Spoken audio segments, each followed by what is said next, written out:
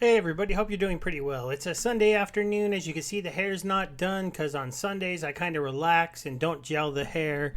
And then Monday I'll start gelling it again. Thank you for those that watched the Splinterlands Town Hall recap video. There was 331. It was only 13 minutes. So it looks like it's a good idea to start doing that again. So I will start doing that recap. I will try to do it on Mondays when the town halls are early, and I will do it on probably Tuesdays unless a family thing comes up, and then I'll do it on Wednesdays like I did this time.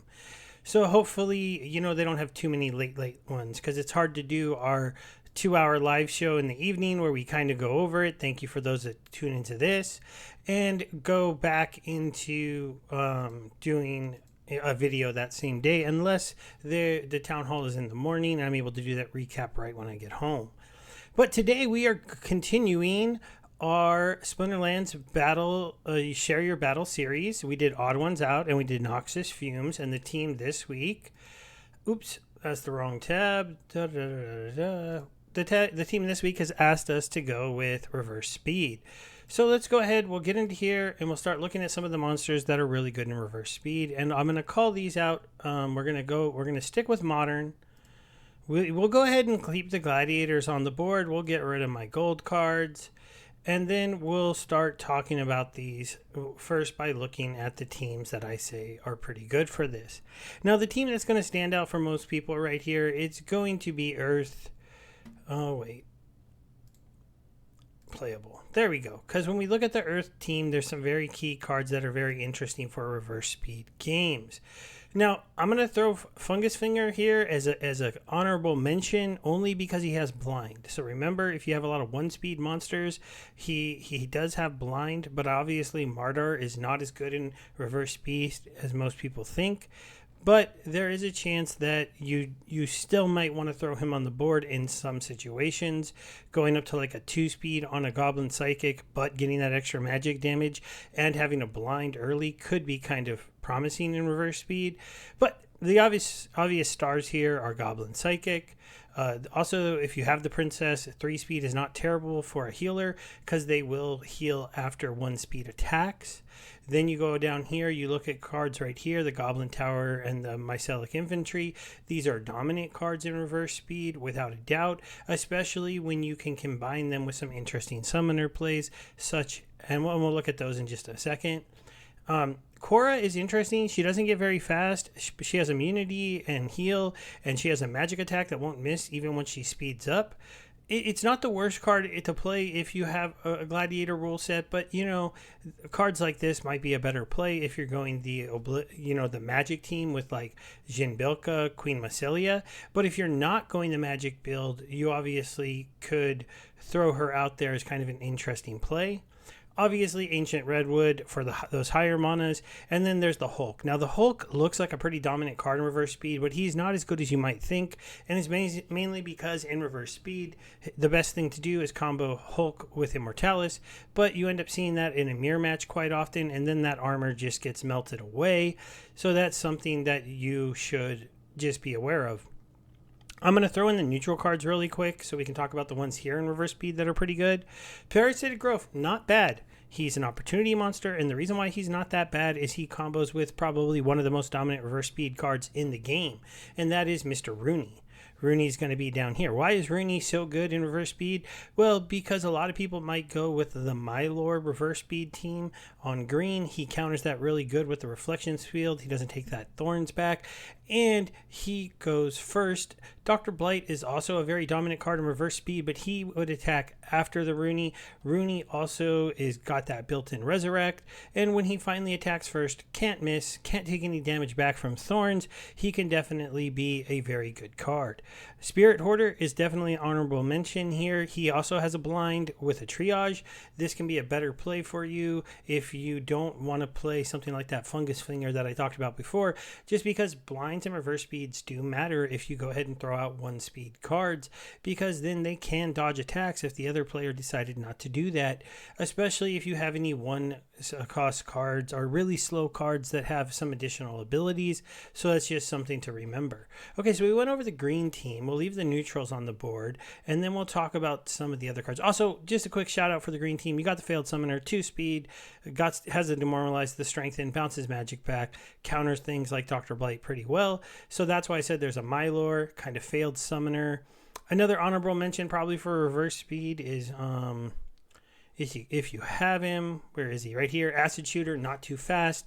Acid Shooter in those lower mono matches is a very nice play. Oh, and one other card from the neutrals. I would have got into this one a little bit earlier, but another really strong one as we head down here is the Grenader. And we should probably mention the Halfling Alchemist if you have him. These are also cards that can be very playable in reverse speed. Okay, let's get into the next team that I like in reverse speed. If Earth is not available and you don't have a lot of magic coming at you, Death is actually where I go next. And some people might think I'm wrong on this, but let's go to the bottom here on the Death team. For starters, you can give them a dodge. So now you can play these low speed monsters and give them a dodge. You can play Thaddeus and lower the magic damage, and then you have a tank like Heartclaw. Heartclaw cannot be poisoned by Dr. Blight, cannot be afflicted by Dr. Blight. Plus, you can go ahead and play cards like Mimosa with him, and then maybe Dr. Blight can't even hurt him, or you play Thaddeus with him, and then Dr. Blight's only hitting for 1 with none of his special abilities, and it almost neutralizes that card. They also have the Revealer. Why is the Revealer kind of important? On a lot of those Failed Summoner bounce back teams, he doesn't take extra damage. He's got a stun. He does 2, and he cannot be silenced. So anybody who tries that same trick with Mimosa, maybe with a couple silences to stop magic from doing any damage to your team, it's an interesting thing. And also in reverse bleed is one of the very few games where I find Waka to be pretty good. And let me explain why. When you go into reverse speed, cards like Ra doesn't have poison. Cards like Oost doesn't have poison. Cards like the Snork doesn't have poison. So does Kane Haste not have poison. So does Jin Myriad doesn't have poison. He adds poison to some of these already really good reverse speed cards. You can say the same thing here with Chewit and with Ancient Lich. These are all just amazing cards. Now, the one thing I did say, Death is only available to me when green is not, because Immortalis will neuter all of these mages combined with Goblin Psychics and the Sporer's double silence. All of a sudden, your team won't even be able to hurt the other team. That would be the one time maybe a Walked Spirit Blade could let you steal a win if they couldn't also hurt your team. But that's kind of where I go with that. They also have the Gordodon. This guy's obviously pretty good, and obviously the neutral cards they'll stand for every single team. You'll see obviously Rooney's always good, Spirit Hoarders, Dr. Blight's always pretty good, and can be mixed in to any team that you make within the Death team. Also, the one other combo here that's kind of always interesting with the Astral Entity is you do have the like the 3 redemptions in a row with like a Cursed Slime Ball, and then you can throw out a Life Sapper behind, and then if they come after you directly, you're going to be doing 2 Cursed Slime Ball kills and 1 Life Sapper kill for a redemption if you have those cards at the higher levels. And it's obviously going to be kind of interesting if you do no armor with the Astral Entity and go ahead and just pop that Cursed Slime Ball twice and then have the Life Sapper come up next. And you can even go one further and throw a see, there's a Life Sapper. You can throw the Venari Cellsmith, who's a neutral card, if you got him maxed out in that last position, and he picks up a redemption too. So you can have no armor, kind of. It's an interesting play that you can do in reverse speed with the team.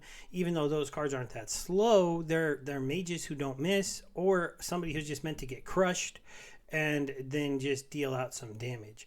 The next team I'm going to talk about in reverse speed, and this is the last one because I don't want to make this video too long before we go ahead and go watch my battle I want to share, is the Fire team. Why the Fire team? Well, because of Jotun. When Jotun is out of the Fire team, they're probably not going to be as playable in reverse speed, but let's face it, splash damage is pretty nasty. A lot of people might put this at number 1 and be the best, but to be completely honest, the really fast like Oblivion or Immortalis green teams who give themselves armor with the Queen Macelia and stuff, they can survive through some interesting splash attacks, and some of the best cards for Jotun are fast. They're really fast, and so then they become cards that miss. But let's talk about the cards that you can use. There's the obvious one, right? You got Living Lava, and then after that, you go down here, you got the Molten Golem. Now, this one's interesting you can try him just because maybe, but that's pretty fast for reverse speed. Not not really spectacular. Then one of the problems is here, Living Lava is so great. You got Forgotten One, who's awesome. You got Tusk the Wide, who's awesome in reverse speed. But obviously, they're problematic because they can't attack in any kind of combo with Living Lava. So this is really more rule set specific. If melee monsters can attack from everywhere, if you can only use melee monsters, things like that, all of a sudden fire with Jotun becomes kind of interesting because you can throw out all of these big tanks that are very, very slow. Another card that's kind of interesting for the reverse speed right here is the Ifrit Rising. He's a mage, so he's not going to miss many people. If you run into a team that has a void tank of some kind, he's going to be swinging for 3x. And then you have this one right here, Mordius. He's definitely kind of interesting. Grum falls into the same place as Forgotten One, Tusk the Wide. Grum, to see how you can do a pretty wild melee only lineup with them. Now, I don't have him maxed out, so I don't tend to use him, but Caldadium is probably the card that I'm missing to make this team more competitive for myself. One of the new cards that is kind of competitive, higher mana, and I haven't really been able to use him much yet, is Squirrel the Bale. Obviously, I haven't got him maxed out yet, and my gold is level 3, so I have him here. He gets a Rust, he gets a Blind, he's only 2 speed, he attacks twice. The one reason, though, this doesn't look that great to me is because you can't have the Thaddeus team, the Mimosa team, the Mortalis team out on the board, or he's not going to be able to hit anybody for very much. And he's a 9-cost card. If he's dealing almost no damage, that is not copacetic. Obviously, this team, for me, is about the third team that I would talk about, but only because in the right rule sets, it can be pretty dominant. You can maybe get an honorable mention on, not really on the dragons. Most of them are entirely too fast. But one of the cards you do want to talk about in a reverse speed that can be added into all of those teams is the Scale Doctor. And then Oshur, I don't know, I can't say her last name. But those are the two cards that you might see come out into some reverse speed games. Also, don't completely flayed Void Dragon. If they see that Obsidian Magic play coming, they could throw this card out there with some silences just because it's a flying voided tank with phase. And you'd probably hit it most of the time, but you might not hurt it very much. And then if you put Oshana's behind with some kind of cleanse, you might never be able to kill this with your magic team. So it's a play that you do see occasionally. All right, like life. I did say I was going to stop there. I don't really like life or water in reverse speed. There are some water teams that can be okay, but they're really meant to be fast. And the life team, I just feel like the problem is Immortalis blowing up their armor is too much problem. Rooney, the fire team doing some very interesting splash damage kind of melee teams. It gets kind of messy, and it's just not as easy to win with the life team as you might think, even though Shield Bearer is a pretty good card, but the big magic teams just blow him away. You could try some Wraith teams, but Immortalis also gives, then if you're onto the Immortalis magic team, they all have Shatter, and then you know there's just these counters to life that really took it away from being dominant. All right, let's find that reverse speed game I'm going to show you. It's going to be one where I went with a Thaddeus lineup, and so did he. These were very comparable teams. Oh, could there be X-Bots involved? Possibly. We'll see who watches that. But there was slight edits here to team selection and lineup. And when I really look at the differences in our lineups, this could just come down to the thing that he does not own a Darkest Mage and instead owns a Weirding Warrior, and the Darkest Mage is an Untamed card, so it's much more expensive, but you're going to see that card becomes the main reason why I win this battle. So we'll go ahead and pause this. Like I said, green team not available, Jotun not available, you got life, you got dragon, and you got death, so I do go with 24 mana to the Thaddeus play. Now, the Heartclaw play is because you're expecting Dr. Blight to come into play on reverse speed. You just are. Other than that, you are looking for cards that can damage Heartclaw. That's where the Darkest Mage comes into effect. It'll also take away some of his armor. Like I said, Rooney, best card in the game in reverse speed almost, arguably. Some people would argue Dr. Blight, but I'll show you why he's not. This is going to be one of those perfect examples where he gets neutralized a little bit. And then right here we have Dr. Blight because he's still one of the best cards in the game. And if he didn't do almost a mirror lineup to what I did, this would have been very different. We'll go ahead and watch the first round, and we're going to slow this down and watch at regular speed just so I can talk us through the battle because it's not a super long one. So as you can see, all the mages get weak. Everything is copacetic right here. Now, one of the mistakes he did, and you'll see this as a mistake here pretty quickly, once all the weekends were in place, the Weirding Warrior and the Corpse Fiend had the same health, and he probably would have wanted my Rooney not to go here first and hit their Corpse Fiend. So he pops my Corpse Fiend. Luckily, that doesn't do anything to the Dr. Blight because he was double silenced, and we only needed one. But I pop that guy there. That gets me my armor back when that guy passes away. But also, here's the main difference in this entire match. I do 1 damage. I do 2 damage. He does 2 damage. But then I do an additional 1 magic damage that he doesn't get to do to the Heartclaw. That puts me 1 in front. Okay, so now I'm going to take out his Corpse Fiend. My Darkest Mage, who's now done that 1 HP damage, is about to come to a death. But as you can see, we're falling into the place where some people would argue this match should become a draw, right? Because at this point, it's almost pure RNG, except for the fact that I dealt 1 additional magic damage to his Heartclaw. So now we're going to trade damages there. Now this round, which Rooney attacks first doesn't matter, right? Now we're still 1 HP ahead because we're both going to hit armor, but he won the speed check there. So I'm hoping this round I win the speed check. I want to win the speed check here because this could be the RNG that decides the game. Right now, boom, he won it. His Rooney went first. My Rooney died. Now I do have a resurrect, but the huge difference here that you're going to see, and the reason why I come back and win this game, even though he won one of the major RNG advantages, is because that 1 HP difference came into matter when my Heartclaw won the next speed check and we took his Heartclaw out this round and mine is still alive with 3 HP. Now, my Rooney's going to win this speed check, so now I've won 2 very big back-to-back speed checks. That pops his Rooney. Why is that so important? His Rooney would have killed my Heartclaw on that attack. He would have put him down to 1 if he would have got to attack, and then when Dr. Blight attacked right now, he would have killed my Heartclaw. Not that that necessarily would have mattered, but there could have been some crazy RNG where my Dr. Blight didn't land a poison and he actually wins that game because that attack would have killed the Rooney. He would have had a little bit more HP and we both would have been silenced. He would have gained the extra HPs from killing the Rooney and the Heartclaw. And if he got poison on first attack and I didn't get a poison at all, he maybe could have stole that game. So it was closer than a lot of people think.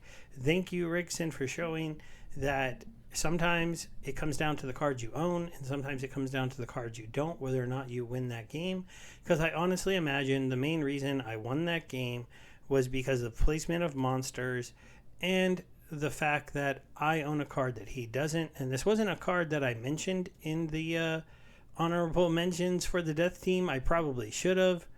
But when you go to death, really, this card, it just falls into the caveat of any card that does equal damage to mana cost is a pretty amazing card.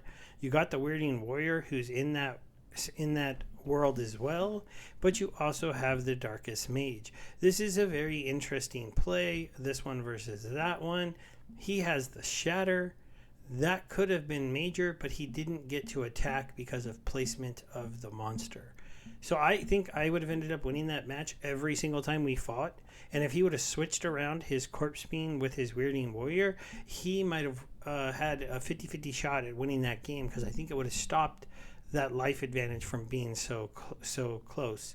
But boy, when you take away 3 teams and you have 2 players who have very similar collections, you can have very interesting matches for people to see and see how quick and how much RNG can matter in this game when you're battling at the top level. Thanks, everybody. Have a good day. Goodbye.